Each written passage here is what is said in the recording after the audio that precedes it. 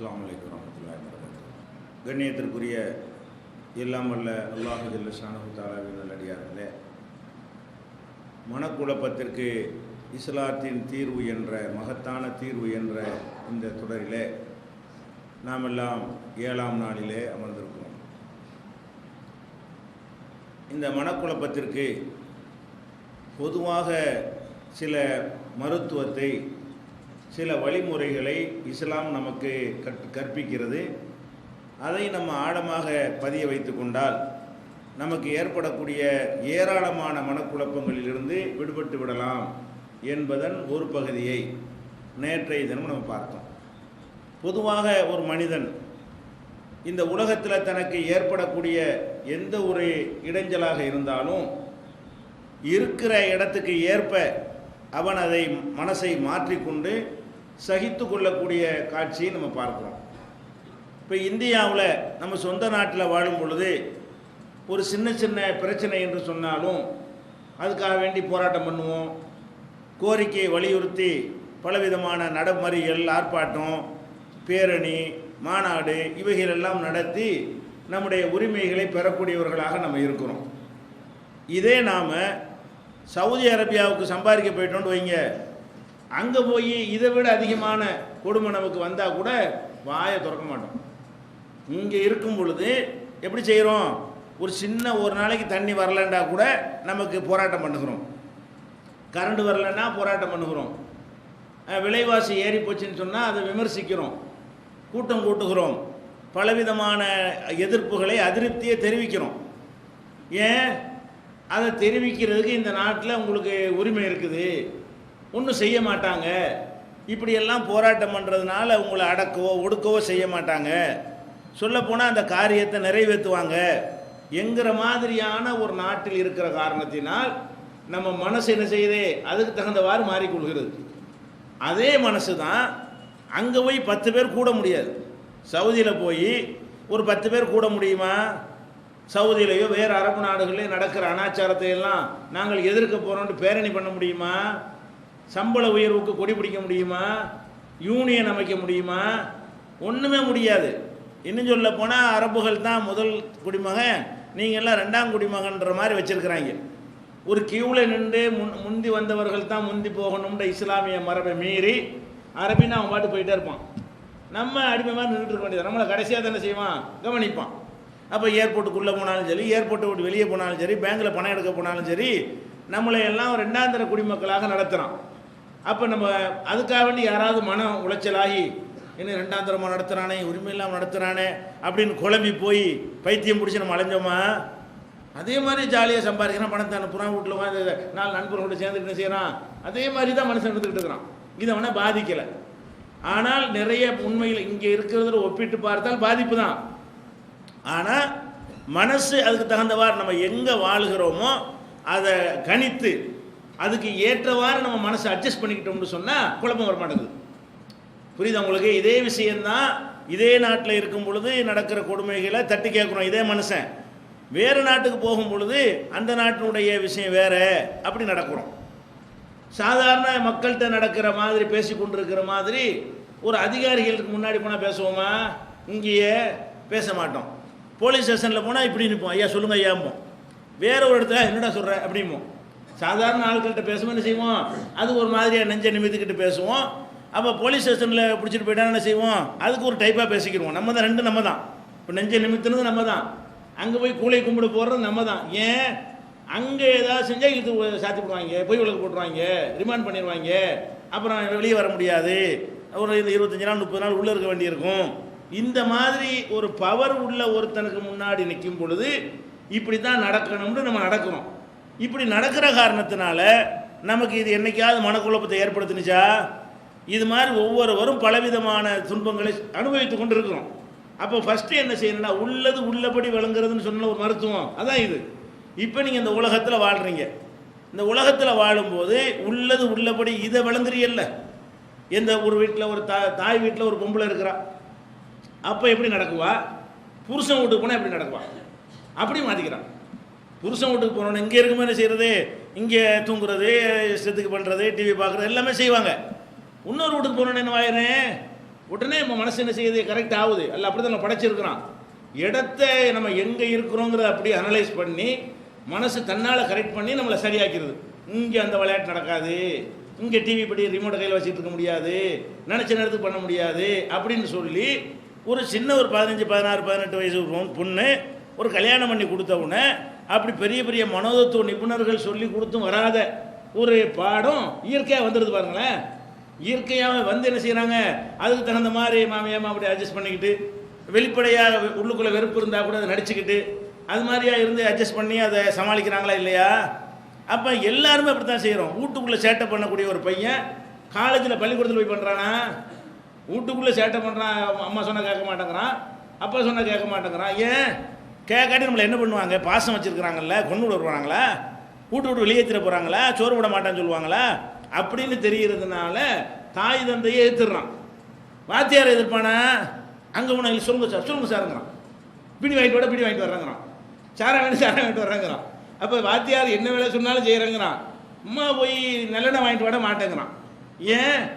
அம்மா வந்து நம்மளை சும்மா சொல்லுவாங்களே தவிர நம்மளை வெட்டி குதற மாட்டாங்க, வெளியேற்ற மாட்டாங்க. அவர் என்ன செய்வார், சீட்டை கழிச்சு போடான்றார். அப்போ இடத்த எப்படி நம்ம நல்லா படைச்சிருக்கான விளக்குதான். நம்மளை எதை கரெக்டாக புரிஞ்சுக்கிறோமோ அதில் மனக்குழப்பம் வருவது இல்லை. கரெக்டாக புரியாமல் இருக்கிறதுனால தான் குழப்பங்கள்லாம் வருகிறது. அதைத்தான் நேற்று சொன்னோம். நீங்கள் வாழுகிற இந்த உலகம் வந்து இதில் இந்த சின்ன சின்ன அதிகாரம்லாம் இருக்குன்னு விளங்கியிருக்கிறீங்கல்ல, இதையெல்லாம் மீறி ஒரு பெரிய அதிகாரம் இருக்குன்னு விளங்கணுமா இல்லையா? முதலமைச்சரை விளங்குறீங்க, பிரதமரை விளங்குறீங்க, மாவட்ட கலெக்டரை விளங்குறீங்க, எஸ்பியை விளங்குறீங்க, தாசில்தாரை விளங்குறீங்க, பஞ்சாயத்து போர்டு தலைவரை விளங்கி வச்சுருக்கிறீங்க, குடும்ப தலைவரை விளங்கி வச்சுருக்கிறீங்க. நமக்கு மேலே இவங்களுக்கெல்லாம் ஒரு பவர் அதிகாரம் இருக்குது என்றெல்லாம் புரிந்து வைத்திருக்கிறீங்க. இந்த அவ்வளோ பேரையும் சேர்த்து மேய்க்கக்கூடிய ஒருத்தன் இருக்கிறான். அவனுடைய உத்தரவுப்படி தான் எல்லாம் நடக்கிறது. அவன் என்ன வேணாலும் செஞ்சிருவான், அவனுக்கு எதுக்குமே இயலாது, கேள்வி கேட்க இயலாது. அந்த மாதிரி ஒருத்தன் நமக்கு ஒன்றை செய்தானையானால் அதை நம்ம எப்படி ஏற்று நிற்க இயலும்? அதை ஏற்றுக்கொள்ள படைச்சவனுடைய வேலை. நம்ம என்ன நம்ம நமக்கும் அல்லாவுக்கு என்ன ரைட் இருக்குது? நம்ம பெத்தானா? தாய் தந்தையிட்ட கேட்குற மாதிரி உரிமையை கேட்குறதுக்கு அவன்கிட்ட போய் இதை கேட்க முடியுமா? அல்லது நாம் உருவாவதற்கு நம்ம பயங்கரமான முயற்சிகள்லாம் பண்ணி நம்மளாக உருவாகி கொண்டோமா? ஒன்றும் இல்லை. அவன் நினச்சா படைச்சான். நம்ம ஒரு சப்பாத்தி சுடுவதற்கு எப்படி முயற்சி பண்ணுறோமோ அந்த மாதிரி தான் அல்லாவுக்கு நமக்கு சப்பாத்திக்குள்ள உறவு என்ன? அதான் அல்லாஹ் நினைஞ்சா இந்த சப்பாத்திக்கு ஏதாவது சம்மந்தம் இருக்குதா? நீங்கள் நினச்சா சப்பாத்தியை சுடுறீங்கல்ல, அந்த மாதிரி நம்மளை அவன் படைத்திருக்கிறான். அவனுக்கு சொந்தமான ஒரு மெட்டீரியல் நம்மெல்லாம், அவனுக்கு சொந்தமான ஒரு பொருள். அந்த மாதிரியான ஒருவனுடைய ஆளுகையின் கீழே தான் நாம் இயங்கி கொண்டிருக்கிறோம் என்று சொன்னால், அப்போ நமக்கு வரக்கூடிய துன்பு வறுமை அவன் தர்றது தான். நமக்கு வரக்கூடிய நோய் அதுவாக வந்ததில்லை, அவன் கொடுத்தது தான். நமக்கு வரக்கூடிய இழப்பு அதுவும் அவன் கொடுத்தது தான். அப்போ நமக்கு என்னென்ன வருகிறதோ அது எல்லாமே அவன்தான் கொடுக்குறான்னு சொல்லும் பொழுது, அவ்வளோ பெரிய இடத்துலேருந்து இது வருகிறது என்று நினைக்கும் பொழுது நீங்கள் என்ன செய்யணும்? ஆஹா, ஒரு அரசாங்கத்துக்கு கட்டுப்பட்டு நடக்கிறோம், ஒரு அதிகாரி கட்டுப்பட்டு நடக்கிறோம், ஏற்று பேச மாட்டேங்கிறோம், அதை சகித்து கொள்ளுகிறோம். கஷ்டமாக இருந்தாலும் என்ன செய்கிறோம்? அதை சகித்து கொள்ளுகிறோம். அப்போ நம்ம ஏன் இதை ஏற்று நிற்கணும் என்கிற ஒரு அளவுக்கு மனசை நம்ம பக்குவப்படுத்தி கொண்டால் இதுதான் உண்மை, இதுதான் யதார்த்தம். நோய் வந்துருச்சு, சரி என்ன செய்ய போறியப்ப? நோய் வந்துருச்சு, தீராத நோய் வந்துருச்சு, இப்போ என்ன செய்ய போறியாங்கிறேன்? ஒன்றும் செய்யலை. வழங்குதா? வறுமையுடைய உழல்றீங்க, என்ன பண்ணிட போறீங்க? ஒன்றுமே பண்ண இயலாது. ஒரு ஆள் செத்து போயிட்டாரு, என்ன பண்ணி உசுரை எழுப்பி உட்கார வச்சிருவீங்களா? என்ன பண்ண முடியுங்கிறேன்? ஒன்றும் முடியாது. அப்போ அவன் ஒன்றை தீர்மானிக்கிறான் என்று சொன்னால், அந்த தீர்மானத்தின்படி தான் இது நடக்கிறது என்று சொன்னால், இது பெரிய இடத்து விஷயம்.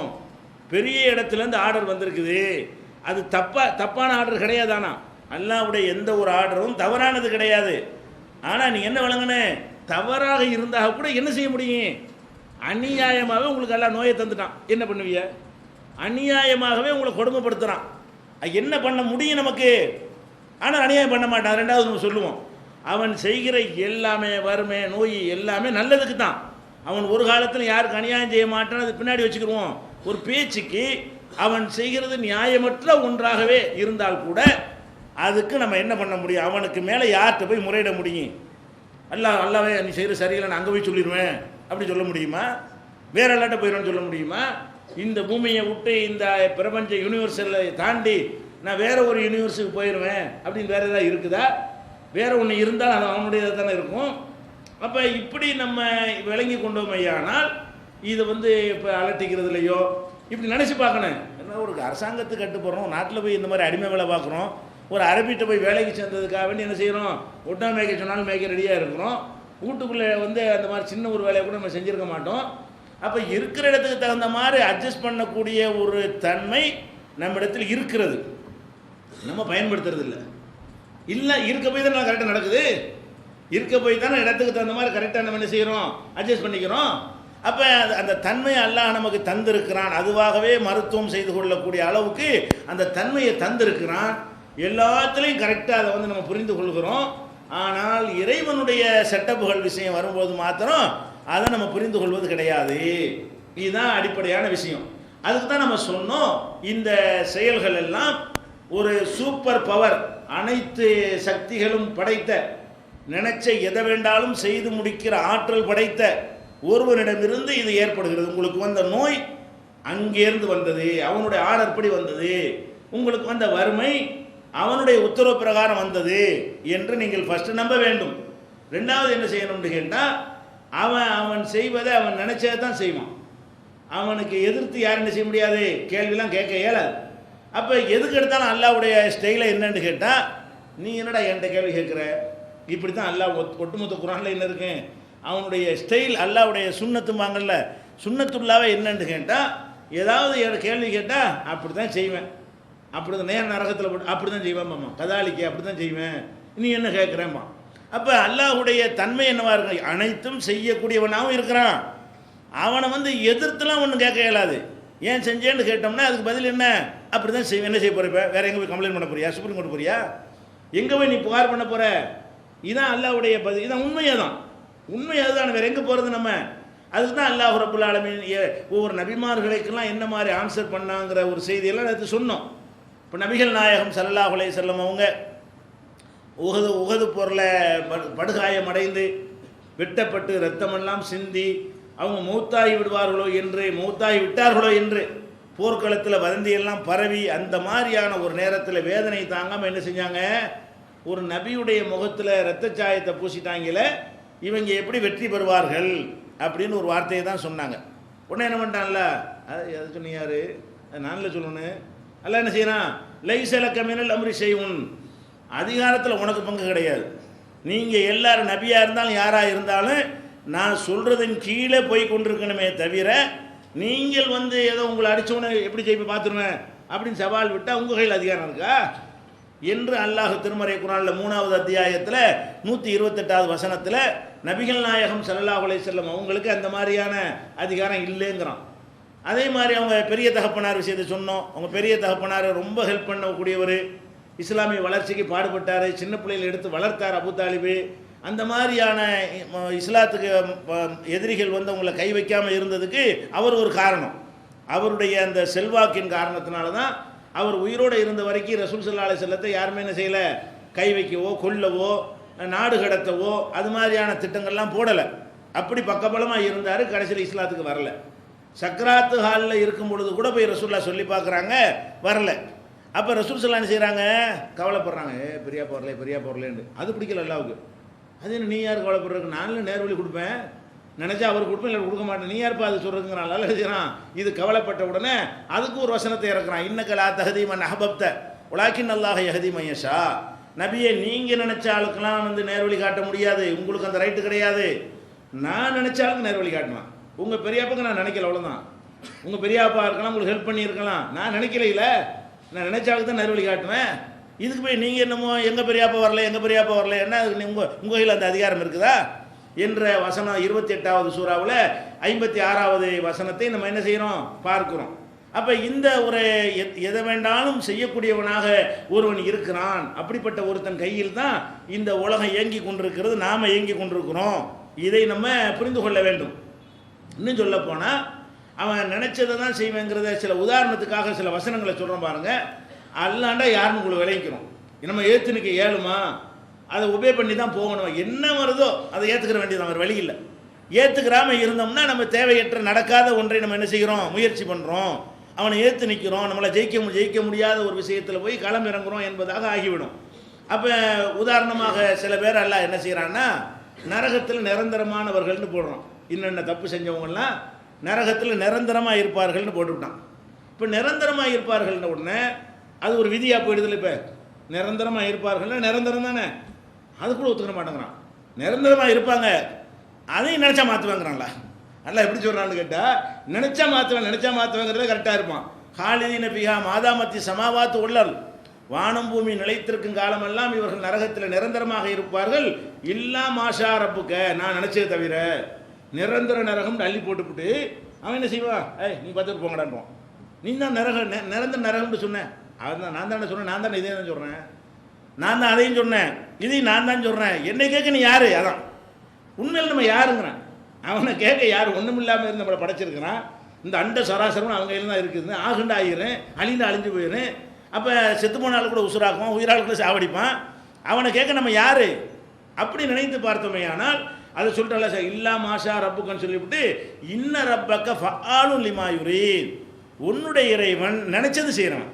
கேள்விலாம் கேட்கக்கூடாது. உங்களுக்கு நல்லது மாதிரி தெரியும் செய்ய மாட்டேன், உங்களுக்கு கெட்டது மாதிரி தெரியும் அதை செய்வேன், நான் போடுறதான் உத்தரவு அப்படின்னு சொல்லி என்ன செய்யறான்? நிரந்தரமானவர்கள்ட்ட அவனே ஒரு விதியை வகுத்து கொண்டு விதிக்கு நான் வர மாட்டேங்கிறான்ல, அவன் தான் அந்த விதியை உண்டாக்குறான். அந்த விதி என்னை கட்டுப்படுத்தாது, நிரந்தர நரகம் தான்.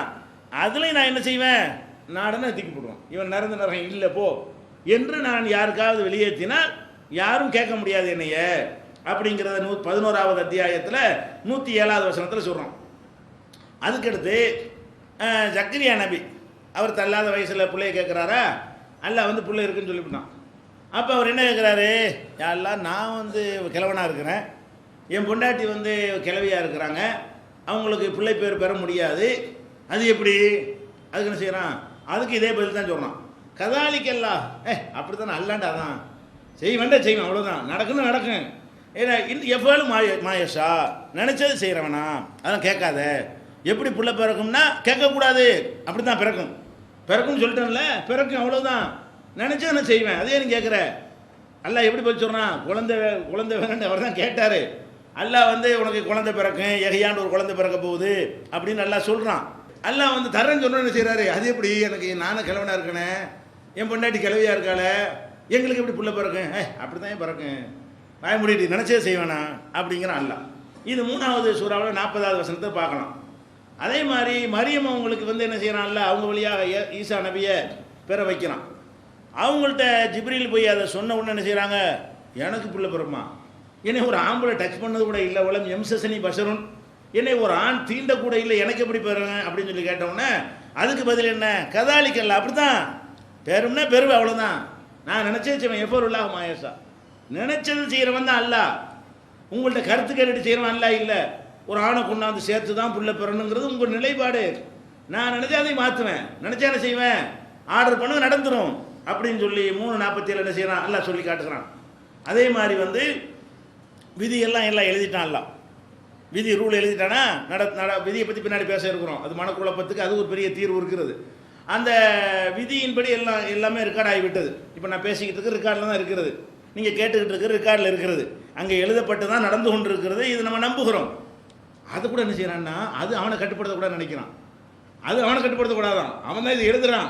எழுதிட்டு சொல்கிறான், எம்ஹுல்லாஹு மாயஷா, எழுதிவிட்டேன், நினச்சா அழிப்பேன், நான் நினச்சதை செய்வேன். அதில் என்ன செய்கிறான்ல, எம்ஹுல்லாஹு மாயஷா ஓ யுஸ்பித் ஓ இந்த உம்முல் கிதாப், உம்முல் கிதாப் மூளை பெருதி அவன் கையில் இருக்குது. நினச்சதை அழிக்குவேன், நினச்சதை வச்சுக்கிறேன், அதில் உள்ளதான் நினச்சிக்கிறாத. எழுதிவிட்டேன், எழுதுனாலும் மாற்றுவேன்.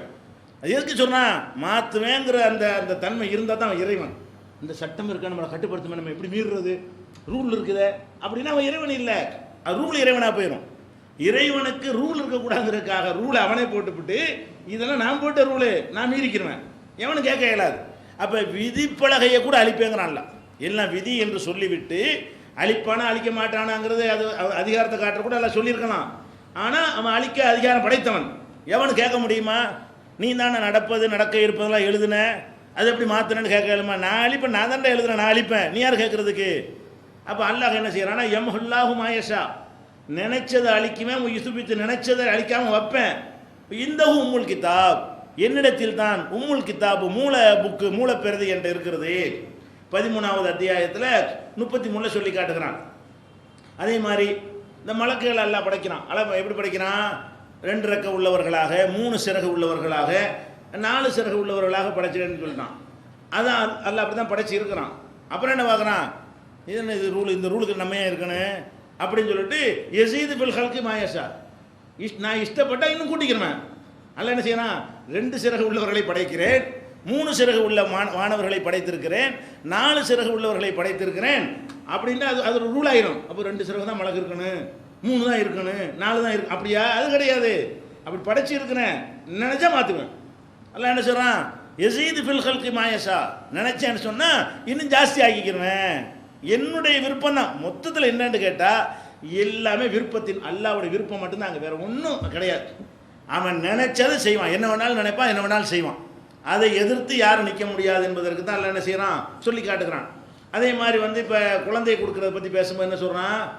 யஹுலுக்கு மாயஷா, அவன் நினைச்சதை படைக்குவான். யஹபுல் இமையஷாவு இனாதா, நினைச்சாலும் பொம்பளை பிள்ளை கொடுப்பான். இன்னென்ன குவாலிஃபிகேஷன் இருந்தால் பொம்பளை பிள்ளை, இன்னென்ன குவாலிஃபிகேஷன் இருந்தால் ஆம்பளை பிள்ளை, 1வது பொம்பளை பிள்ளை, 2வது ஆம்பளை பிள்ளை, அந்த மாதிரி ரூலுக்குள்ளே நான் அடங்க மாட்டேன். நினைச்சா கொடுப்பேன். நல்லவனுக்கு பொம்பளை பிள்ளை ஆம்பளை பிள்ளை, கெட்டவனுக்கு பொம்பளை, அந்த விளையாட்டுலாம் கிடையாது. நினைச்சா பொம்பளை பிள்ளைய கொடுப்பேன். ஒய் யஹபுல் இமையஷாவு துக்கூர், நினைச்சா ஆம்பளை பிள்ளையும் கொடுப்பேன். அப்புறம் ஜபிஜகும் துக்குரான வையினாதா, நினைச்சேன்னு சொன்னால் இதுவும் அதுவும் கலந்தும் கொடுப்பேன். ஆம்பளை பிள்ளை ஒன்று பொம்பளை பிள்ளை ஒன்று என்ன செய்வேன்? கலந்து கொடுப்பேன். ஓ எஜாலு மையஷா வக்கீமா, நினைச்சேன்னு சொன்னால் புள்ளை இல்லாமல் ஆக்கிவிடுவேன். எல்லாம் நினைக்கிறதா மேட்ரு. நான் நினைச்சது செய்வேன். நீ யாரும் கேட்க, அவனுக்கு ஏன் கொடுத்த எனக்கு ஏன் கொடுக்கல, அதுக்கு தான் பதில். அவனுக்கு ஏன் கொடுத்தேன் எனக்கு ஏன் கொடுக்கலன்னா, நான் நினைச்சது செய்கிற இறைவன். நீ என்னையே கேள்வி கேட்பியா? நம்ம இந்த உலகத்தில் என்ன பார்க்குறோம்? ஒரு முதலமைச்சர் இருக்கிறாரு, திடீர்னு பார்த்தா ஒரு மந்திரிங்கிறாரு, அடுத்த வாரம் பார்த்தா குப்பையில் இப்படி இவன் மந்திரிங்கிறாரு, பேசாமல் இருக்கிறாங்க. நம்ம நாட்டில் பார்க்குறேன்னு செய்யறது, போன வாரம் இவனை மந்திரிங்கிறாங்க, சரிங்கிறான். அடுத்த வாரம் தெருவு போட குப்பைக்கு போடாங்கிறாங்க, சரிங்க. நீ தான் மந்திரி, சரிங்க. அப்போ இதுலையெல்லாம் நினச்சதை செய்கிறது ஒரு வலிமை இல்லாதவங்க. நீ தேர்ந்தெடுத்தாலும் நீ நினச்சா அவங்கள மாற்றி போடலாம், வேற ஆளை கொண்டு வச்சு போடலாம். அப்படி இருந்தும் அவங்க நினச்சதை செஞ்சால் மட்டும் தலையத்தில் ஆட்டிக்கிட்டு போகிறீங்க, கட்டுப்பட்டு போகிறீங்க. அப்போ அல்லாஹ் நினச்சதை செஞ்சால் மட்டும் உங்களுக்கு உறுத்துதா? அப்போ அல்லாஹ் பற்றி உங்களுடைய எண்ணம் தான் என்ன? உங்களுடைய மரியாதை தான் என்ன? அவனுக்கு கொடுக்கக்கூடிய வெயிட்டு தான் என்ன? அல்லாஹ்னா ஒரு வெயிட்டற்ற, ஒரு நம்மளை விட கீழே நினச்சிக்கிட்டு இருக்கிறோம், நம்மளோட மட்டமாக நினச்சிக்கிட்டு இருக்கிறோம். ஒரு முதலமைச்சரை விட, ஒரு பிரதமரை விட, ஒரு கலெக்டரை விட, ஒரு போலீஸை விட அல்ல மட்டமா? அவங்க என்ன நினச்சதை செய்கிறாங்க? ஏன்டா அப்படி தானே செய்வேங்கிறான். போலீஸில் பிடிச்சிட்டு போய் ஏன்டா போய் கேஸ் போட்ட, அப்படி தான் போடுவேன், என்ன செய்வாங்கிறான். போலீஸ் ஸ்டேஷன் இழுத்துட்டு போயிடுவான், போய் கேஸு போடுவான். வாயை திறந்து ஏன் போய் கேஸு போட்டீங்க, அப்படி தான் போடுவேன் அப்படிங்கிறான். என்ன செய்றீங்க? சரிங்க போட்டுக்கிறோங்க, இல்லை சின்னதாக போடுங்க. இதுதான் உங்களுக்கு சொல்ல முடியாது தவிர இதான. அப்போ என்ன பிரச்சனைன்னு கேட்டால், பெரிய இடம் பெருசு, அதை ஏற்று நிற்க நமக்கு முடியாது அப்படின்னு நினைக்கிறீங்கல்ல. அப்போ முதலமைச்சர் பிரதமரை ஏற்று நிற்க முடியாத இடத்துல இந்த ஆர்டர் வருது. எந்த முதலமைச்சர் உங்களுக்கு உத்தரவு போடுறாரோ, எந்த பிரதமர் உத்தரவு போடுறாரோ, அவரும் ஏற்று நிற்க முடியாத ஒரு இடத்திலிருந்து ஒரு முடிவு, உத்தரவு, கட்டளை, நிகழ்வுகள் ஏற்படும் பொழுது அதை ஏன் நம்ம உள்ளபடி புரிந்து கொள்ள மாட்டேங்கிறோம்? அது என்னன்னு எப்படி புரிஞ்சுக்கிறேன்னு? இதுதான் அவன் செய்கிறான், அவன் செய்கிறது என்ன செய்ய முடியும்? அதான் அவனுடைய முடிவு என்றால் ஏற்றுக்கிற வேண்டியதுதான். அவன் முடிவு என்னை வறுமையில் வைப்பது அவனுடைய முடிவு என்று சொன்னால் சரி.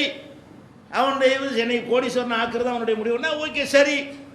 அதை தவிர நமக்கு என்ன இருக்கிறது என்பதற்காகத்தான் இந்த நினைச்சதை செய்யணும். நினைச்சு மழையை இறக்குறேங்கிறான். மழை இறக்குறேன்னு வறண்டு போன காஞ்சி போன ஊர் இதாண்டு அனலைஸ் பண்ணி எல்லாத்தையும் மஷூரா பண்ணி மலக்குகள்லாம் கூப்பிட்டு எந்த பக்கம் ரொம்ப வறட்சியாக இருக்கிறது, எங்கே மழை பெய்ய வைக்கலாம், ரிப்போர்ட் கொடுங்கன்னு கேட்டு அப்படி மழை பெய்ய வைக்கிறானா? நல்லா என்ன செய்கிறான்? மழையை பற்றி பல வசனங்களில் சொல்கிறான். மேகத்தை நம்ம அனுப்புகிறோம், அது சூழ் கொள்கிறது, அதுக்குள்ளே மேகம் திரள்கிறது, மழை அளவுக்கு பனிக்கட்டிகளாக உரைகிறது. உரைந்த பிறகு யுசுபி பிகி மையசா, நினச்ச இடத்துல கொண்டு கொடுப்பிடுவான்.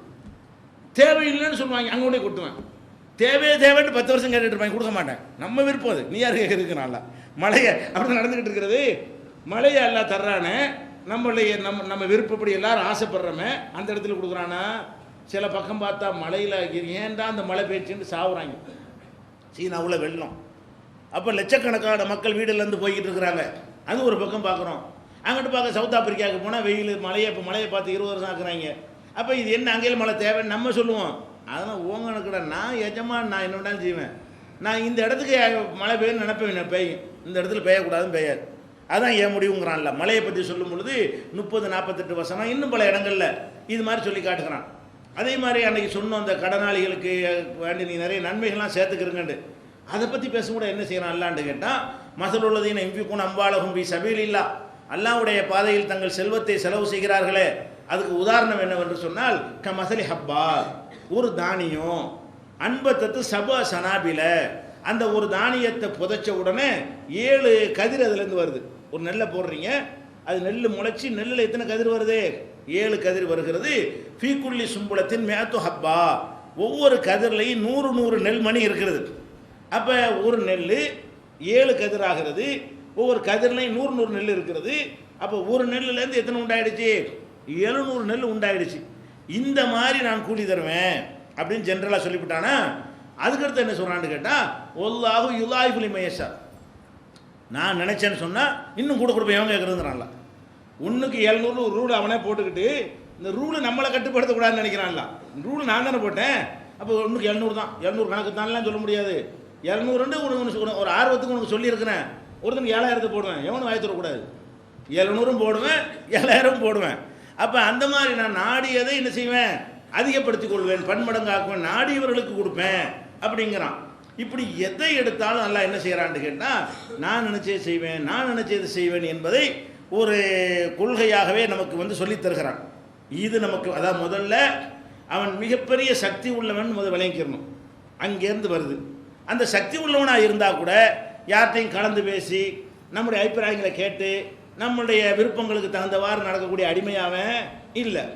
அவன் எதை நினைக்கிறானோ அதை செய்யக்கூடியவனாக இருக்கிறான். அவனை யாரும் ஆலோசனை சொல்லியோ அதிகாரப்படுத்தியோ போராட்டங்கள் நடத்தியோ எந்த வகையிலையும் அவனுடைய முடிவை மாற்ற முடியாத அளவுக்கு அவன் தான் நினைத்து செய்வவனாக இருக்கிறான்.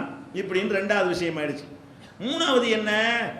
இப்படிலாம் சில கிறுக்கணும் கண்ணாம நினைச்சதை செய்வானுவோ, நினைச்சதை செய்கிறேன்னு என்ன செய்வான்? அவனை ஒரு டீ வாங்கி போய் உடைக்குவான்.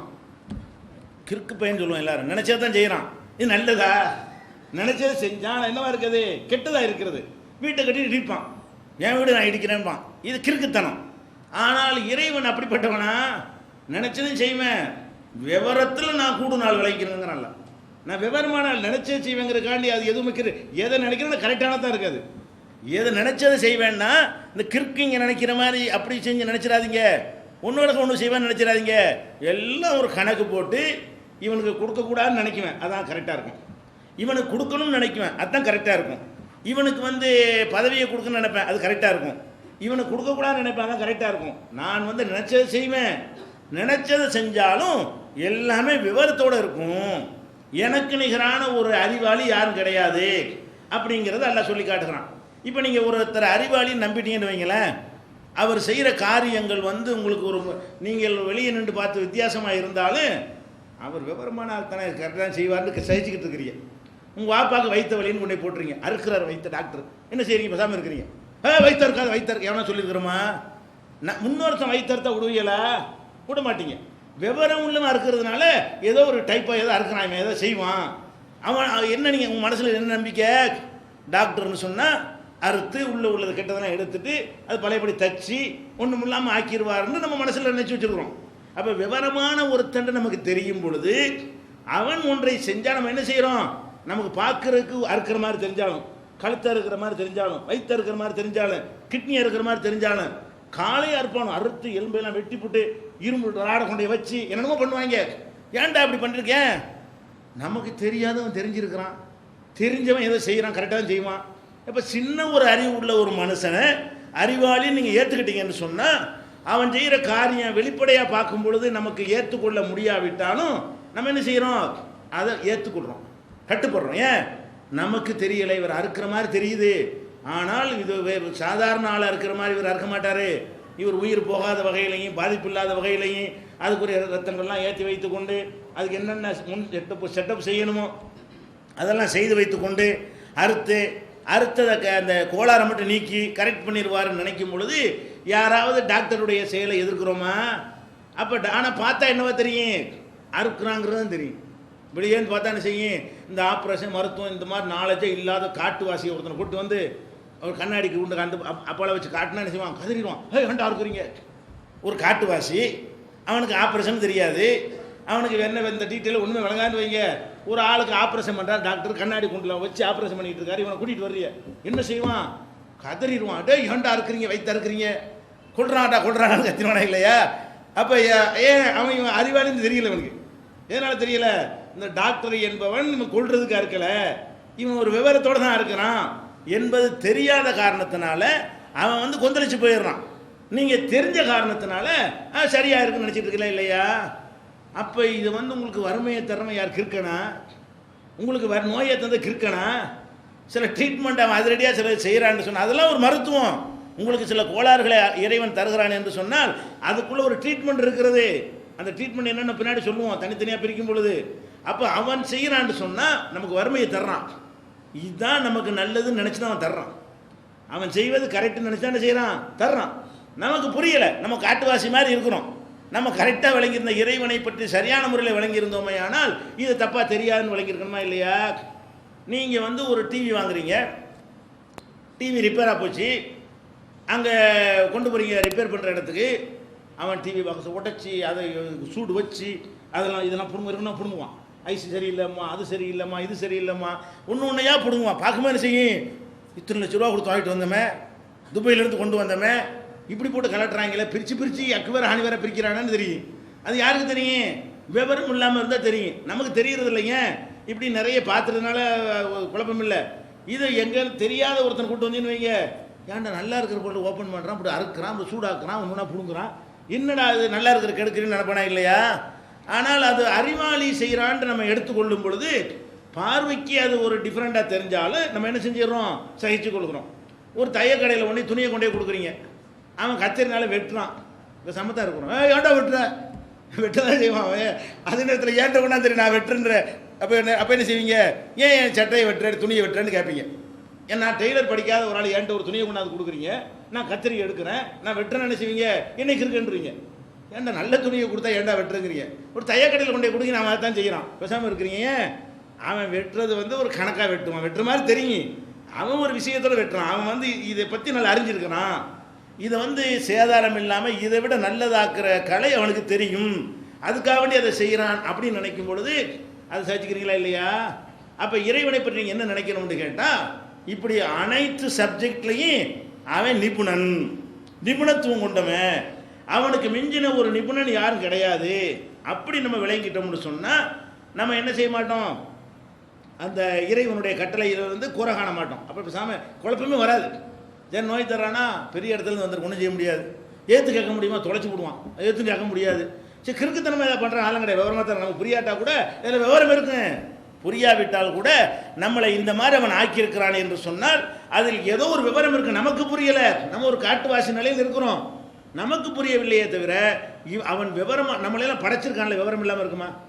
சும்மா சாதாரணமாக இருக்கக்கூடிய நம்மளை இவர் என்னென்னமோ அண்ட சராசரங்களுக்கெல்லாம் பிரயாணம் பண்ணுற அளவுக்கு எங்கேயும் கொண்டு நம்ம நிப்பாட்டிவிட்டான்ல. இன்னைக்கு உள்ள நவீன தொழில்நுட்பத்தை வச்சு பார்த்தோம்னு சொன்னால் இவ்வளவு அறிவையும் தந்தவன் யாரு? நல்லா தானே வந்திருக்கிறான். இவ்வளோ அறிவை தந்தவனுக்கு எவ்வளோ அறிவு இருக்கு? ஒவ்வொரு இந்த உடற்கூறுகளை ஆராய்ச்சி செஞ்சு பார்த்தீங்கன்னு சொன்னால் மனிதனுக்குள்ளேயும் உயிரினங்களுக்குள்ளேயும் அவன் அமைத்திருக்கிற ஏற்பாடுகளை பார்த்தீங்கன்னு சொன்னால் இது ஒரு சாதாரண ஒருத்தனுடைய ஏற்பாடாக தெரியலை. அவ்வளோ நுணுக்கமாக ஒரு வேலையை செய்யக்கூடிய ஒருத்தன் எனக்கு வறுமையை தர்றான்னா கிறுக்குத்தனமாக தருவான், எனக்கு ஒரு நோயை தந்தான்னா கிறுக்குத்தனமாக தப்பாக செய்வான், அல்ல தெரியாமையே செய்வான். ஒரு ஃபேக்ட்ரியில் தயாரிக்கிறோம்னு சொன்னால் முதலாளி கவனிக்காமல் இருந்தான்னு வைங்க, சூப்பர்வைசர் கவனிக்கலன்னு வைங்க, ஒன்று கிடக்கு ஒன்று தயாராக்கிடுவாங்க பொருள்களை. இவனுக்கு வந்து அப்படி ஏதாவது மிஸ்டேக்காக போய் ஏதாவது ரிப்பேர் ஆகி வருமா? அப்படிலாம் வராது. ஒருத்தர் கையில்லாமல் பிறக்கிறான்னா கையில்லாமல் பிறக்கிறான்ட்டு அவனுக்கு தெரிஞ்சு அவன் நாடி அவன் உத்தரவிட்டு அவன் விருப்பப்படி தான் பிறக்கிறான். அவனுக்கு தெரியாமல் இல்லாமல் இருந்தால் தான் என்ன செய்யலாம்? இந்த மாதிரி விளங்காமல் இப்படி பண்ணிவிட்டான்னு சொல்லலாம்.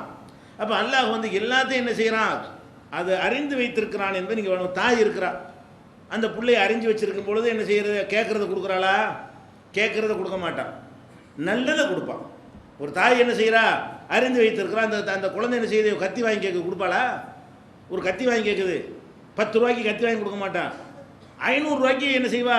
அவள் ஒரு பூஸ்ட் வாங்கி கொடுப்பா, ஹார்லிக்ஸ் வாங்கி கொடுப்பான். ஏன்? அவளுக்கு தெரியும், இது நான் விவரம் தெரிஞ்சு வச்சுருக்கேன், அந்த குழந்தைக்கு எது சரியாக வரும், எதை கொடுக்கலாம். இறைச்சி கொடுக்க மாட்டா, மீன் கொடுக்க மாட்டா, மாம்பழம் கொடுக்க மாட்டா, குளிரான பொருள்களை கொடுக்க மாட்டா. ஏன் கொடுக்க மாட்டேங்கிறா? அந்த குழந்தை பார்வையில் பார்த்தா என்ன செய்யும்? நான் கேட்குறேன், இதெல்லாம் உமாவா? அந்த குழந்தை மனசு எப்படி தோணும்? இவெல்லாம் ஒரு அம்மாவா? அழுது அடம் பிடிக்கிறேன், எனக்கு மாம்பழம் தர மாட்டேங்கிறா, அவனுக்கு மட்டும் இறைச்சியை கொடுக்குறான்னு அந்த குழந்தை மனசு சொல்லணும். அது எப்போ விளங்க? இளைஞனா வளர்ந்து நம்ம ஒரு பிள்ளையை பெறும்போது தான், ஓ இதுக்குத்தான் நம்ம அம்மா பிள்ளை நடந்தாங்களா, நம்ம குடலுக்கு அந்த சக்தி இல்லை, நம்ம ஆசைப்படுறோம், குடல் அதை வந்து ஜீரணிக்கிற அளவுக்கு சக்தி இருக்கணும்ல. அன்னைக்கு இறைச்சியை கொடுத்துருந்தா அன்னைக்கு ஜனசாவை போயிருப்பில்ல நீ. அப்போ அப்படி இல்லாமல் ஆகிறதுக்கு வேண்டி தான் நல்லா அந்த தாய் எப்படி நடக்கிறா.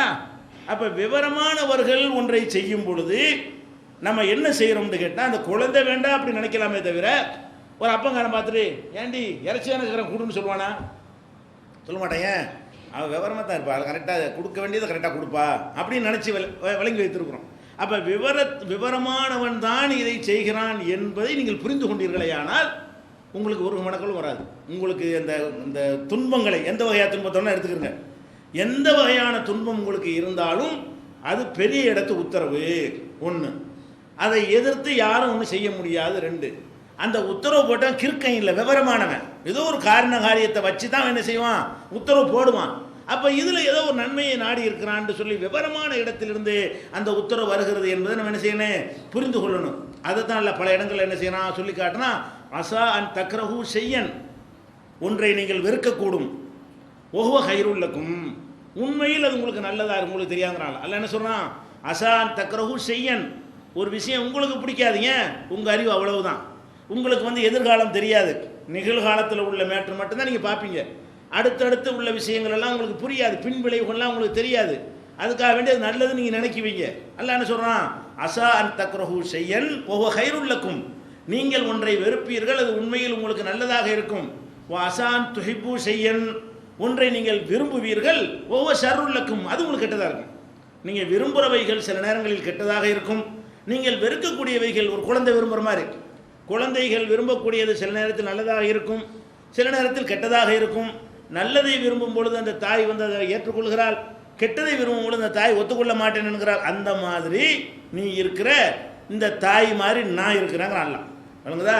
தாய் மாதிரி இல்லை, அதை விட பல மடங்கு. வல்லாஹு யஅலமு வ அன்தும் லா தஅலமூன், எனக்கு தான் தெரியும் உனக்கு தெரியாதுங்கிறாங்க. அப்படி முடிக்கணும் அந்த வசனத்தில். நீங்கள் நல்லது நினைக்கிற கெட்டதாக இருக்கும், கெட்டது நினைக்கிறது நல்லதாக இருக்கும், எனக்கு தெரியும் உனக்கு தெரியாது. உனக்கு என்ன தெரியும்?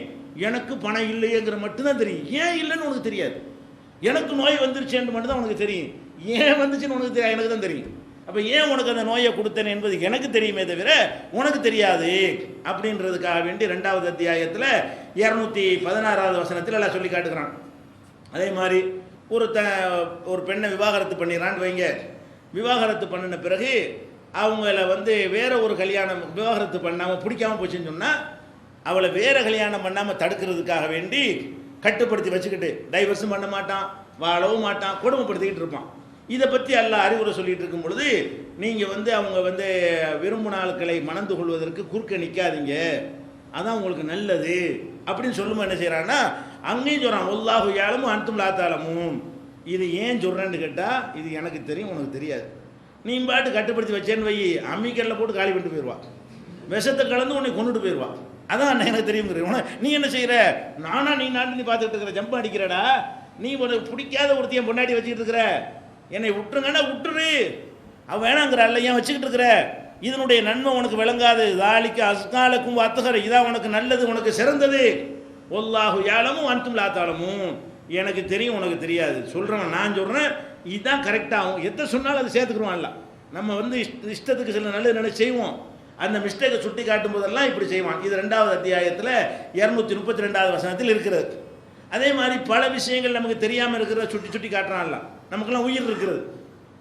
உயிர்னா என்ன ஒருத்தன் இது வரைக்கும் சொன்னது கிடையாது. என்னென்ன விஞ்ஞானிகள் அவன் வந்துட்டான், நோபல் பரிசு வாங்கிட்டான்லாம் சொல்கிறானே, எவனாச்சும் இதுக்கு தீர்வு சொன்னானா? உயிர்ண்டா என்ன ஒன்றுமே சொல்ல முடியாது. இதே மாதிரி தான் இருக்கிறோம், திருண்டு போயிடுறான். வயசாகி போய் தளர்ந்து போனால் செத்து போயிடறான்னு கிடையாது. இப்போ 25 வயசு வாலி பண்ணாது புசுக்குன்னு போயிடறான், உட்காந்து மணிக்கு போயிடறான். ஏன் போனான்னு தெரியல. செத்தவதுக்கு பிறகு உயிரோடு இருக்குன்னு ஒரே மாதிரி தான் இருக்குது, ஒரு டிஃப்ரெண்ட் தெரிய மாட்டேங்குது. வழங்குதா? ரத்தம்லாம் இருக்கத்தான் செய்யுது, எல்லாம் இருக்குது, உயிரை காணாங்கிறோம். அப்போ என்னன்ற நம்ம உயிர்னு ஒன்று இருக்குது, விளங்கலை. இதை பற்றி ரசூல்லாட்ட கேட்குறாங்க, எஸ் அலோன்னு காணி ரூஹி, ரூஹுண்டா என்னன்னு கேட்குறாங்க. குல் நபியை நீங்கள் சொல்லுங்கள், அர் ரூஹு மின் அம்ரி ரப்பி, ரூஹுன்னு சொன்னால் என்னுடைய உத்தரவு தான் ரூஹ், வேறு ஒன்றும் கிடையாது, ஆர்டர். இருண்டா இருக்கும் போனால் போய் அவ்வளோதான். அது மெட்டீரியல் உன்னுடைய ஆய்வு கூடத்திலாம் சோதிக்க இயலாது. அல்ல பதில் என்ன செய்யறான், உன்னுடைய ஆய்வு கூடத்தில் ஒரு மனுஷனை கொண்டு சோதிச்சு பார்த்து உயிருண்டா என்னன்னு கண்டுபிடினா கேமராவிலையும் கண்டுபிடிக்க முடியாது. ரூஹுண்டா ஆர்டர் தான். குளிர் ரூஹுமின் அம்ரி ரப்பி, ரப்புடைய ஆர்டர் தான் உயிருங்கிறது. எனக்கு இயங்கணும்னு ஒரு ஆர்டர் போடுறான்னா அது உயிர். ஆர்டர் நீக்கிட்டா உயிர் இல்லை, அவ்வளோதான். ஆர்டர் அந்த உத்தரவு நீ இருக்கிற வரைக்கும் உயிர் இருக்கு. என்னுடைய ஆர்டர் தான் உயிர்ன்னு சொல்லிவிட்டு, இது உனக்கு புரியலையில உமா ஊத்தித்து மின்னல் இல்மி இல்லா கலீலா, உனக்கு கொடுத்து கொஞ்சம்டா, உனக்கு கொடுத்த அறிவு என்ன இருக்கு, நீ எனக்கு நிகர அறிவல் நினச்சிக்கிட்டு இருக்கிறியா? உனக்கு ரொம்ப கம்மியாக கொடுத்துருக்குறேன். ஒரு ஆர்டரில் எப்படி இதெல்லாம் இயங்குதுங்கிறது எனக்கு தெரியும், உனக்கு தெரியாது. ஒரு ஆர்டர் போட்டு தான் எல்லாமே என்ன செய்கிறேன், செஞ்சுக்கிட்டு இருக்கிறேன்னு சொல்வதை 17வது அத்தியாயத்தில் 85வது வசனத்தில் எல்லாம் சொல்லி காட்டுகிறான். அதே மாதிரி நம்ம நோயாய்ப்பட்டிருக்கிறோம், இவ்வளோ கஷ்டப்படுற அல்லாஹ்வுக்கு தெரியாதோ, அவன் கருணையெல்லாம் தெரிஞ்ச நம்மளை இப்படி விட்டுருப்பானா அப்படி நினைக்க இயலுமா? அப்படியும் முடியாது. ஏன்? அவன் என்ன செய்கிறான், ஏலம் வாஃபில் பர்ரி, தரையில் உள்ளதும் தெரியும், ஒல் பஹரி, கடலில் இருக்கிறது எனக்கு தெரியும், ஒமா தஸ்கூத்து மின் வரக்கத்தின், ஒரு மரத்தில் ஒரு இலை கீழே விழுது, அது கூட இல்லா ஏலமுகா, அவனுக்கு தெரியாமல் இருக்காது. ஒரு இலை கீழே விழும்போது தெரியாமல் இருக்காதுன்னா நீ கீழே விழுந்தா தெரியாமல் இருக்குமா அவனுக்கு? எல்லாம் என்ன சொல்கிறான், ஒரு இலை கீழே விழுந்துருச்சுன்னா அதுவும் எனக்கு தெரியும். அப்போ உனக்கு நோய் வந்திருக்குன்னு அவனுக்கு தெரியாமல் இருக்கு, தெரிஞ்சு தான் தர்றான். அதுக்கு ஒரு காரணம் இருக்கு. விவரமுள்ள ஒருத்தனுடைய முடிவாக இருக்கிறதுனால அதில் ஒரு நன்மை இருக்கும்.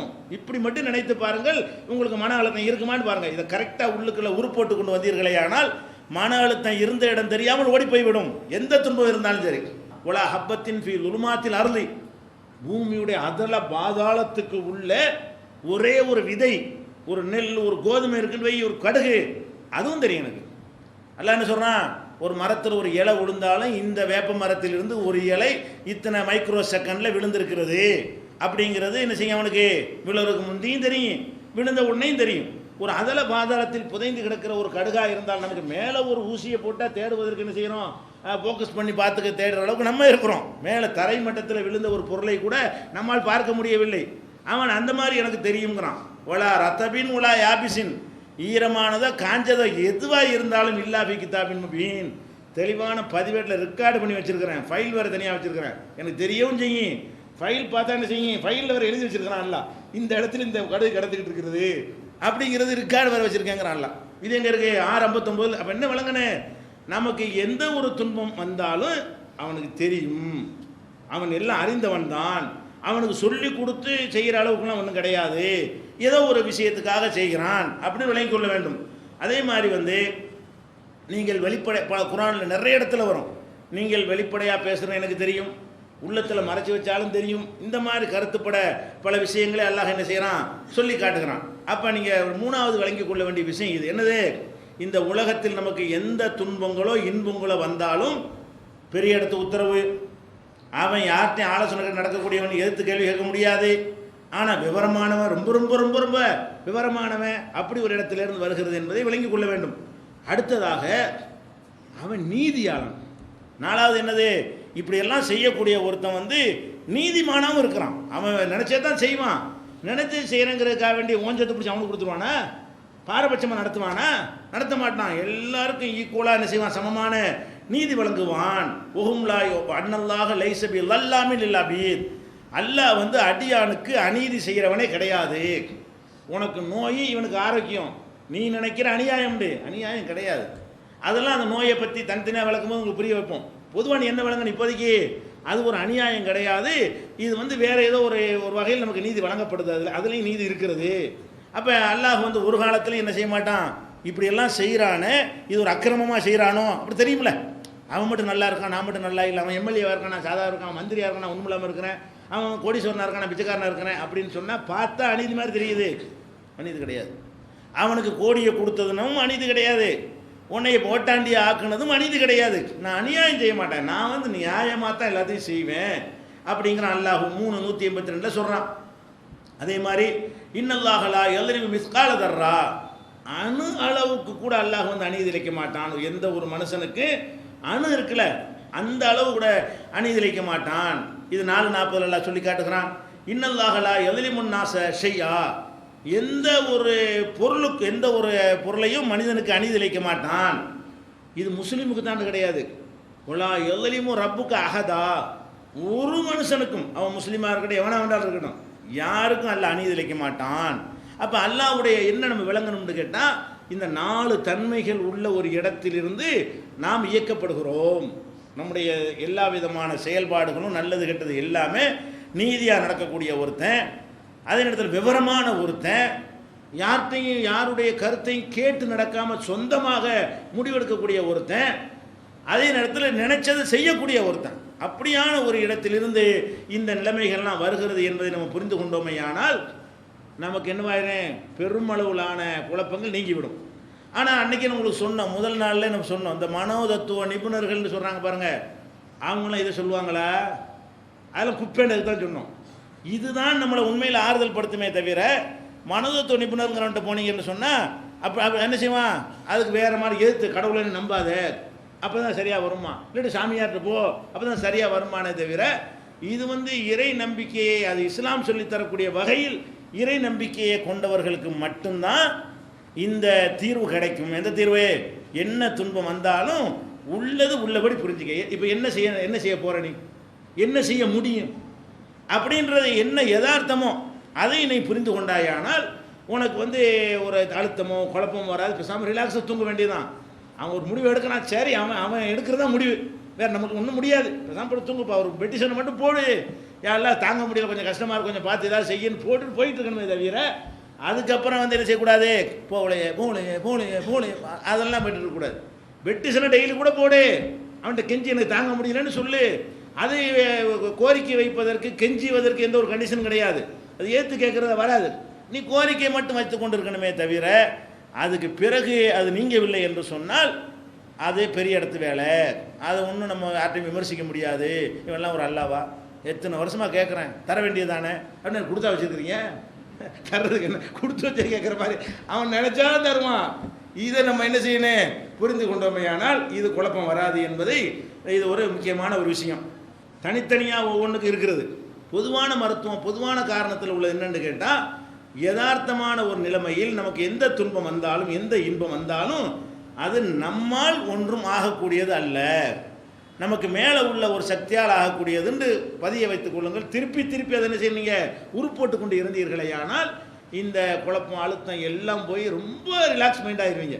ஒரு எவ்வளோ வர எவ்வளோ பெரிய மூளை அழுத்தக்கூடிய ஒரு பஞ்சாயத்து நடந்தாலும் சரி, சரி நம்மளா செய்கிறோம், இவ்வளோ செய்கிறான், பொம்பளையா செய்கிறா, இவனை வீட்டில் பொண்டாட்டி டார்ச்சர் தாங்க முடியலன்னு வைங்க, என்ன செய்யணும், அவளா பண்ணுறா, இவன் ஒரு ப்ரோக்ராம் பண்ணிக்கிட்டு எதை என்ன செய்கிறான், அவன் ஹிக்மத்தாக எதை பண்ணுறான், ஏதோ நன்மை இருக்கு, இதை சொல்லி வேலை இல்லை, சரி யாரெல்லாம் நீ நன்மைக்கு தான் செய்கிற, இதை கொஞ்சம் ரிலாக்ஸ் பண்ணி விடுன்னு சொல்லி பெடிஷனை போடுங்க, போடலையா சரி அவனை ஏற்று என்ன செய்கிறது, அதானே போய்க்கிற வேண்டியதுதான்.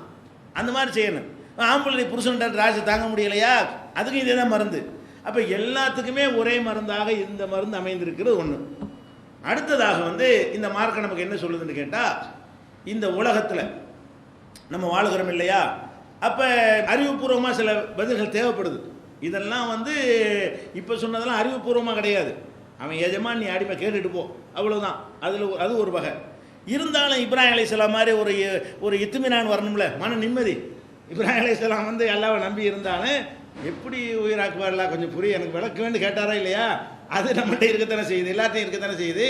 அந்த மாதிரி என்ன செய்கிறது, அப்படின்னா நோயை தர்றான்னா விவரமான ஆள் வேற சொல்கிறீங்க, நீதியாக நடப்பாண்டு வேற சொல்கிறீங்க. அப்போ எனக்கு நோய் அவனுக்கு நோய் இல்லைன்னா அது எப்படி விவரமாக எனக்கு தெரியலையே, விவரம் தான் அதை கரெக்டாக தான் செய்கிறான், எனக்கு புரியலையே, அப்படி வருது.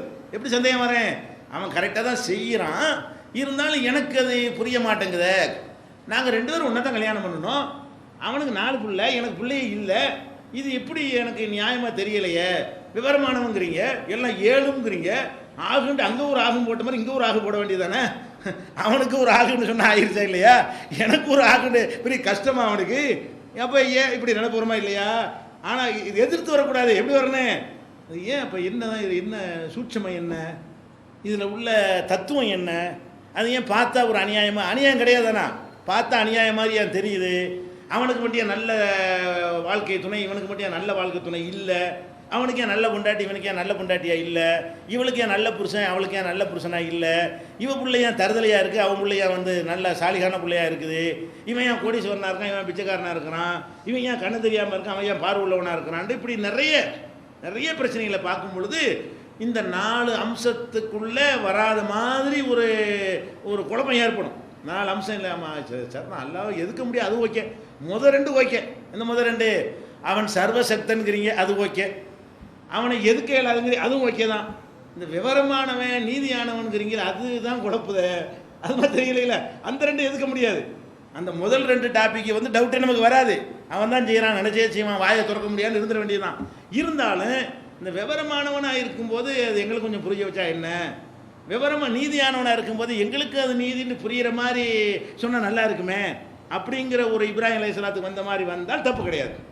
இப்ராஹிம் நபிக்கு வந்துச்சுல ஒரு சந்தேகம், எப்படி உயிராக்குவாயின்னு, அது மாதிரி உங்களுக்கு என்ன வரலாம் அப்படின்னா, நமக்கு வறுமை வந்திருக்கு, ஏன் வந்துச்சு, நமக்கு வந்து நோய் வந்துச்சு, ஏன் வந்துச்சு, அல்லாஹ் வந்து தப்பு செய்ய மாட்டான், கரெக்டாக தான் செய்வான், அப்போ ஏன் இந்த ஒரு டிஃப்ரெண்ட்டான ஒரு நிலைமையை எல்லாம் எடுக்கிறான் அப்படின்னு கேட்டால், அதுக்கும் மார்க் என்ன செய்கிறது, தெளிவான விடைகளை சொல்கிறது.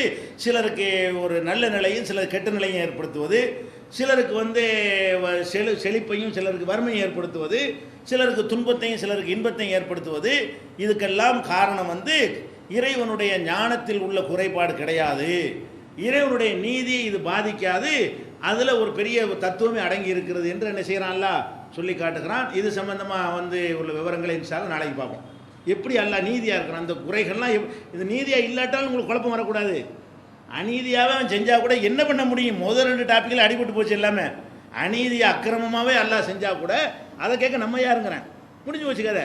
இருந்தாலும் இப்ராஹிம் நபி மாதிரி திருப்திக்கு தான் இப்போ சொல்கிறதான், திருப்திக்காக வேண்டி சரி அப்போ ஏன் இப்படிலாம் நடக்குன்னு திருப்தி அடைஞ்சால் இன்னும் கொஞ்சம் ரிலாக்ஸ். ஒரு 90 அளவுக்கு ரிலாக்ஸ் ஆனது என்னவாயிரும், ஒரு 95 அளவுக்கு ரிலாக்ஸ் ஆகிரும். காரணத்தை கொஞ்சம் விளங்கிட்டோம்னா, அந்த காரணத்தை மார்க்கம் சொல்லாமல் இருக்குதானே சொல்லி இருக்கிறது.